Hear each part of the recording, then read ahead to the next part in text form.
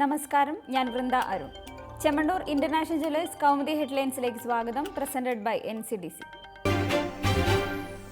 മഞ്ഞുവീഴ്ചയിൽ മരണം.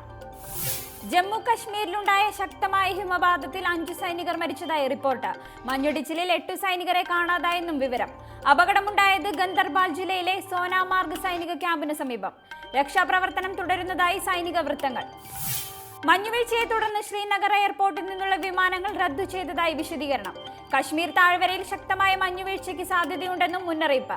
2016 സിയാച്ചിൻ മലനിരകളിലുണ്ടായ ഹിമപാതത്തിൽ 10 സൈനികർ കൊല്ലപ്പെട്ടിരുന്നു. തിരിച്ചടിച്ച് പിണറായി. മന്ത്രിസഭാ തീരുമാനങ്ങൾ പരസ്യപ്പെടുത്തുന്നത് സംബന്ധിച്ച് ഇടതുമുന്നണിയിൽ വിവാദം മുറുകുന്നതിനിടെ വിശദീകരണവുമായി മുഖ്യമന്ത്രി.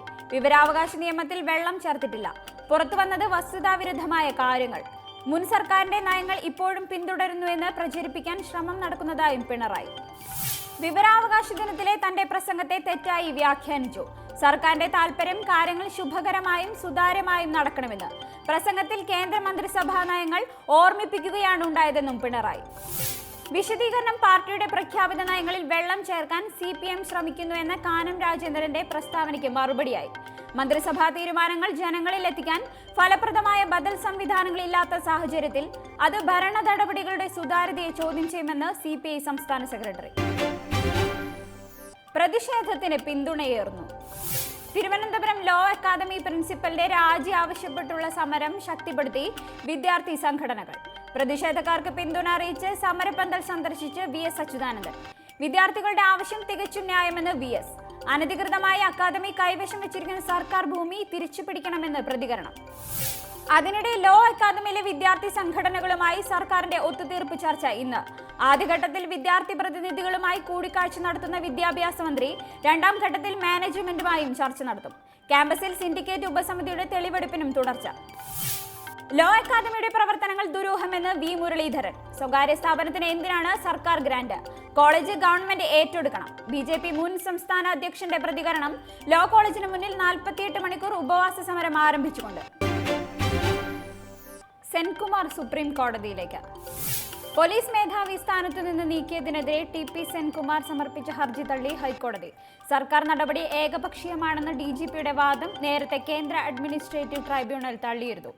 വിധിക്കെതിരെ സുപ്രീം കോടതിയെ സമീപിക്കുമെന്ന് Senkumar.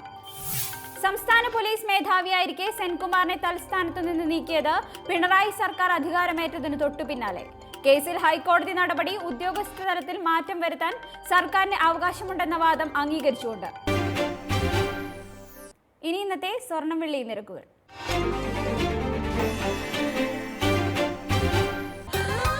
Dubai gold and diamond സ്വർണം വെള്ളി നിരക്കുകൾ നിങ്ങൾക്കായി അവതരിപ്പിക്കുന്നത് Dubai gold and diamonds, India, UAE, Oman, Bahrain. സ്വർണം ഗ്രാമിന് 2760 രൂപ, പവൻ 22,080 രൂപ, വെള്ളി ഗ്രാമിന് 50 രൂപ. ദുബായ് ഗോൾഡ് ആൻഡ് ഡയമണ്ട് സ്വർണം വെള്ളി നിരക്കുകൾ നിങ്ങൾക്കായി അവതരിപ്പിച്ചത് Dubai gold and diamonds, India, UAE, Oman, Bahrain. Chemmanur international jewellers Kaumudi headlines presented by NCDC സമാപിക്കുന്നു. അടുത്ത ഹെഡ്ലൈൻസ് വൈകിട്ട് 5:30. നമസ്കാരം.